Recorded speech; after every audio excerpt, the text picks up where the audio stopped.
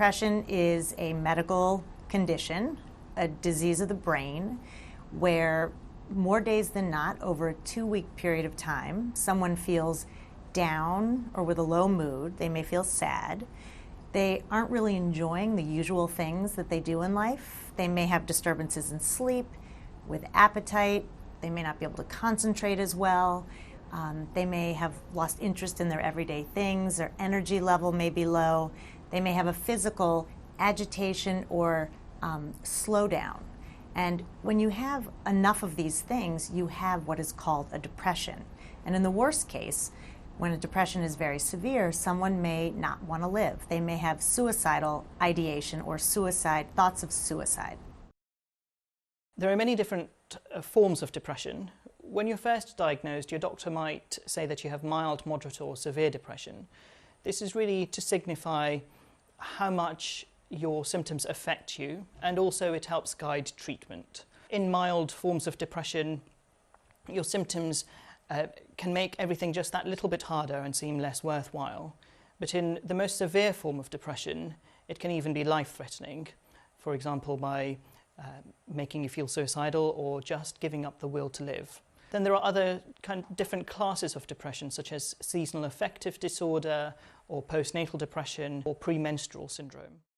Depression can be described as a feeling of sadness, and depression can be, can have different intensity. It can be very severe, that would be more like clinical depression, or we can have also milder forms of depression that can be just part of the adjusting to a stressful situation, or part of this kind of low-grade depression that can stay with the people for 2 years, 3 years. So just really the short answer is depression is subjective feeling of sadness.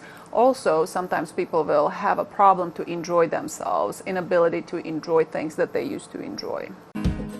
Depression is complicated and experiences can be different. While the exact causes are unknown, there are links between developing depression and loneliness, serious health conditions, work stress and even your personality type. Like if you tend to worry a lot, have low self-esteem or are a perfectionist. Often these circumstances continue over a long time and the resulting stress can increase your risk of depression. Having said that, recent one-off events like losing a job can also act as a trigger for some people. It's helpful to remember that even if you can't identify the cause of depression or change difficult circumstances, there are plenty of effective treatment options available. If you recognise any signs or symptoms of depression, it's important to seek support. Reaching out early means recovering sooner, and your GP is a good place to start. Jerry didn't want to use medication, so she enrolled in a clinical trial at Massachusetts General Hospital in Boston that's testing a new and promising non-drug treatment called near-infrared light. The near-infrared light through the forehead gets to the powerhouse of the cell, which are the mitochondria, and leads to more energy in the brain area that are close to the source of light. Dr. Casano says the light also decreases inflammation in the brain and increases connections between neurons, all of which seems to help a depressed person feel better. It's still experimental, but Jerry believes the treatment works. Having surgery is never a happy occasion, but a study in the archives of surgery finds that if you are already depressed before the procedure, you may be at increased risk of dying afterward. Over 35,000 patients in the Veterans Health Administration admitted to surgical intensive care units were studied. Underlying psychiatric illness was associated with increased risk for mortality for 30 days after the surgery. This was true especially for those with depression and anxiety. Those with bipolar disease, schizophrenia, and post-traumatic stress disorder showed no higher risk. Surprisingly, over 25% of the surgical ICU patients had pre-existing psychiatric conditions, a figure that may differ greatly between the veterans in the study and the general population. The authors say that surgeons should obviously keep a closer watch on their depressed patients. With this Medical Minute, I'm Dr. Timothy Johnson. the exercise that helps the best with depression, or helps the most with depression, is any type of exercise. Females tend to be the ones that were studied. They tend to suffer from depression, or at least documented depression, more often than males.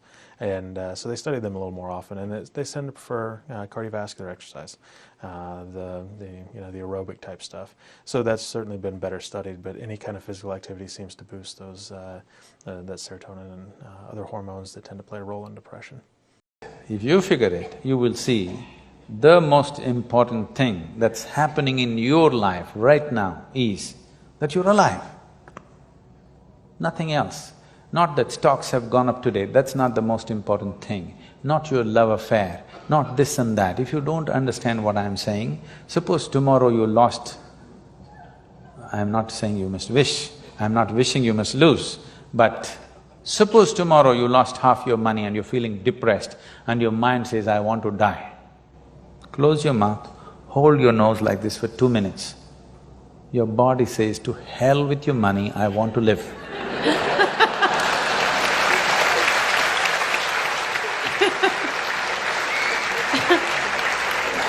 Tomorrow you found your love affair collapsed and your mind says, I want to die. Check. The life within you says, to hell with your love affair, I want to live.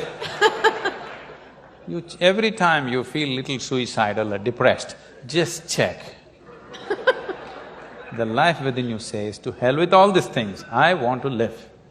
So I want to know the most important thing that's happening to you right now is life itself.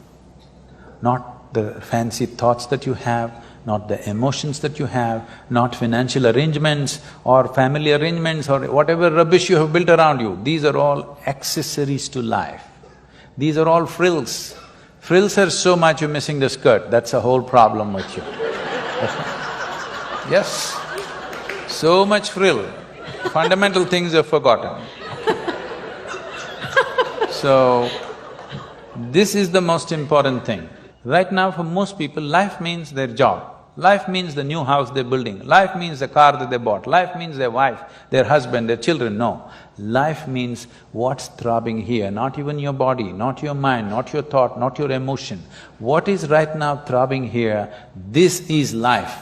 Because this is on, everything else seems to be meaningful. If this one stops, nothing around you means any damn thing to you or to anybody. Today I'm going to show you a mood-boosting sequence to help clear away your winter blues and beat depression. Enjoy the video.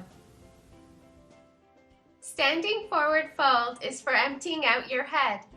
Imagine you have a little trap door on the crown of your head when bending forward. Just open it up and shake that brain trash out.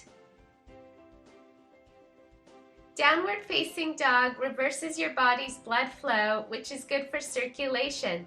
It also energizes the body. Dolphin helps you prepare for handstand or a milder inversion. It helps to calm the brain, relieving stress and depression. Upward facing bow is an endorphin releaser, as are all other back bends. This pose will help bring some happiness back into your body. It also goes deep into your central nervous system, boosting your energy levels. Corpse pose. It's always nice to end in a 5-minute relaxation pose. So instead of aimlessly going about your day and feeling switched off watching TV or running errands, yoga will force you to put energy and thought into every move and breath you take.